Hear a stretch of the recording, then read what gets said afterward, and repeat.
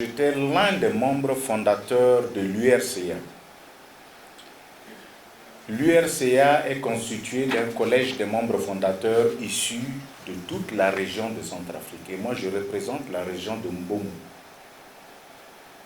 J'avais une conviction quand je rentrais en URCA parce que je croyais au renouveau, je croyais à la rupture, je croyais à un changement véritable. J'étais loin d'imaginer que en Centrafrique, les histoires se répètent, les comportements, les agissements se répètent. Je suis mieux placé aujourd'hui de dire à quiconque, après 6 ans de collaboration avec le président Anissé Georges Doleguele, je le connais assez suffisamment. Nous avons créé ce parti pour apporter le bien-être aux Centrafricains. Nous avons créé ce parti pour permettre à la jeunesse centrafricaine, aux élites, d'avoir l'emploi. Chaque année, nous avons sur le marché d'emploi des jeunes hommes et des femmes à la quête du travail. Ce parti a été créé pour ça, pour améliorer le quotidien des Centrafricains.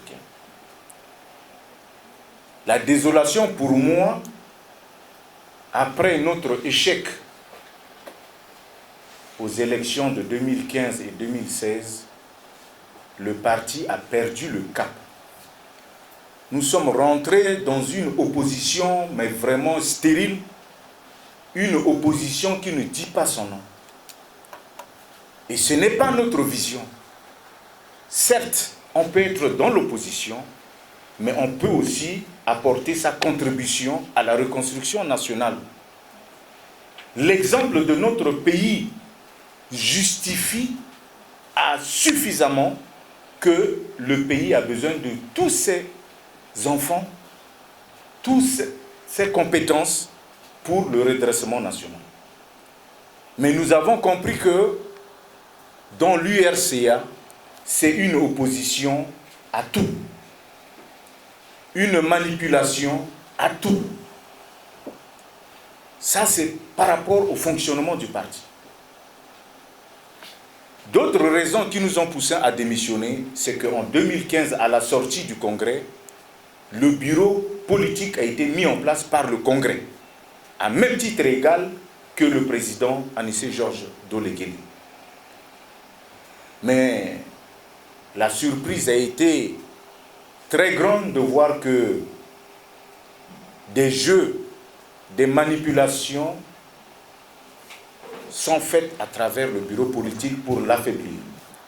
Des créations des structures non statutaires au sein du parti pour affaiblir le bureau politique. Nous avons pris des décisions, nous avons tenu plusieurs réunions pour orienter la directive, la nouvelle directive du parti. On est certes dans l'opposition, mais nous voulons d'une opposition constructive. Nous voulons d'une opposition apaisée parce que les situations actuelles de notre pays l'exigent. Nous avons des urgences qui demandent la tempérance, qui demandent la lucidité. Mais on n'a pas besoin d'un va-t-en-guerre. Le pays a besoin de la paix. Alors, la plupart des décisions prises par le président, ce sont des décisions sans concertation avec le bureau politique qui est censé gérer le parti. Et nous ne pouvons pas admettre. On est rentré dans ce parti pour changer les choses, mais pas pour répéter les vieilles habitudes. Toutes les déclarations qui ont été faites par le président au nom du parti a été rédigée par le président Anissé Georges Doleguele.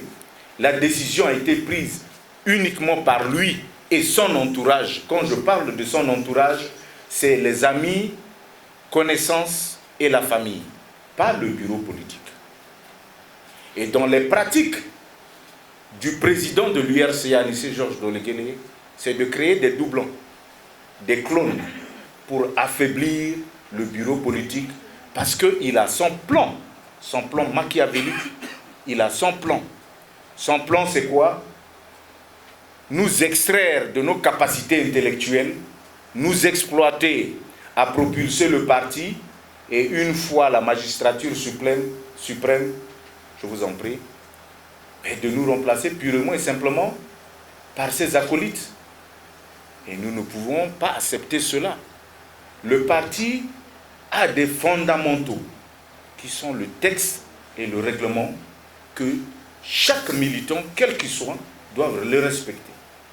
La violation de nos textes par le président du parti déjà justifie nos démissions.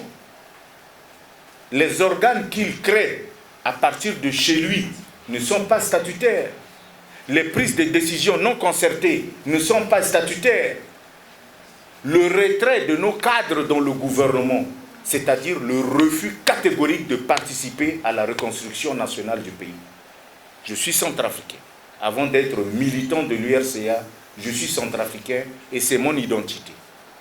Je dois apporter ma contribution, laisser une trace sur cette vie éphémère pour que d'ici demain, ceux qui viennent après moi savent que nous avons essayé, nous avons produit, nous avons posé. Le quorum du bureau politique n'est pas atteint parce que plus d'un tiers des membres du bureau politique se sont retirés. Ils se sont retirés purement et simplement.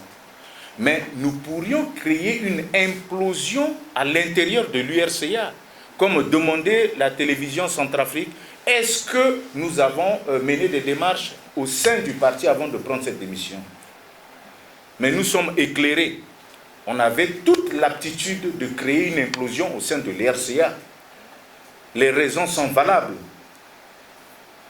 Pendant les élections de 2015-2016, nous avons eu des dons, nous avons eu des financements externes en vue de ces deux échéances. À la sortie de ces élections, jusqu'à ce jour, aucun rapport financier, matériel, a été mis à la disposition des instances dirigeantes du parti. Et c'est inadmissible. J'ai eu un entretien direct avec le président et lors de nos réunions du bureau politique, nous avons évoqué cela. On ne peut pas continuer sans pourtant savoir à qui incombe la responsabilité de notre échec en 2015 et 2016. Nous voulons savoir qui a fait quoi, qui a géré quoi, du moment où le bureau politique a été mis à l'écart. Comme je le disais tout à l'heure, des doublons, des clones ont été créés en remplacement de nous qui ont été élus par le Congrès.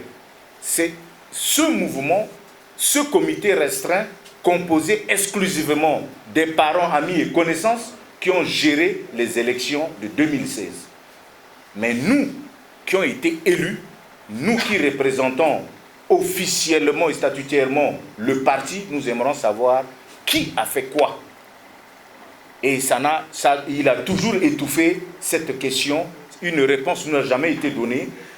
Nous avons demandé à ce que la direction nationale de campagne puisse établir les rapports financiers avec ceux qui ont eu la chance de gérer ces campagnes-là. Jusqu'à ce jour, nous n'avons pas eu un rapport. Un parti comme l'URCA, vu de l'extérieur, semble être structuré, organisé. À ce jour, 3 ans et demi après les élections, aucun rapport est sur la table du bureau politique. Ça veut dire que ces bureaux doivent être renouvelés. La plupart de ces bureaux ne sont pas renouvelés. Nous avons un chantier, c'est-à-dire le fonctionnement du parti qui est plus important. Le fonctionnement du parti, la mise en place, le renouvellement des structures de base. Mais ce n'est pas la préoccupation du président du moment où il décide seul. Toutes les propositions que nous lui faisons lors des réunions du bureau politique est balayée d'un revers de la main une fois réuni avec son deuxième bureau politique qui sont ses amis, connaissances et ses nouveaux parvenus. On ne gère pas un pays comme ça. L'absence de la préférence nationale du président était l'une des raisons. La préférence nationale, c'est qu'il est toujours tenté vers l'extérieur, vers les amis de l'extérieur, parce que durant les campagnes, On a connu des Gabonais, des Congolais, des Français qui sont là, mais on s'est posé la question de savoir c'est qui ça, ces gens-là? Ce ne sont pas des Centrafricains. C'est nous seuls qui savons de quoi souffre notre pays. Mais un étranger, quelqu'un qui n'est pas ici sur place, ne peut pas comprendre le problème centrafricain mieux que nous. C'est aussi l'une des raisons. Et quand nous parlons dans nos lettres de démission, nous n'avons pas une collaboration respectueuse. Nous sommes des cadres et des militants de base du parti. Nous ne sommes pas au service de M. Doleguele. Nous ne sommes pas ses courtisans. Nous, on est des militants de base. Nous avons créé ce parti et nous l'avons fait évoluer jusqu'à ce qu'il soit premier au premier tour de l'élection présidentielle. C'est grâce à l'URCA et ses militants. Aujourd'hui, s'il est connu sur l'échiquier national et international comme au premier opposant, c'est grâce à l'URCA. L'URCA reste un parti centrafricain qui appartient aux Centrafricains. Et donc, vu tout ce que je vous ai dit, ce sont des motivations, ce sont des raisons valables. Le jour où nous avons décidé de créer ce parti, en ce qui me concerne, et pour d'autres, de militer dans ce parti, nous avons suivi notre propre conscience. Nous avons une conviction de faire marcher les choses. Mais quand on constate de l'intérieur que les choses ne marchent pas, je pense que ça ne sert à rien de s'entêter. On aurait pu déposer une plainte au tribunal administratif auprès des instances disciplinaires du parti contre le président Anissé Georges Doleguele. On aurait pu le faire. Nous étions dans le droit de le faire. Parce que le parti, ce n'est pas un bien personnel. Le parti, c'est l'ensemble des militants qui constituent le parti. Et nous avons des organes décisionnels. Quand une décision doit être prise au nom du parti, il est impératif que le bureau politique soit mis au courant et que l'avis du bureau politique et des instances dirigeantes du parti doivent compter. Mais ce n'est pas le cas dans l'URCA. Je vous remercie.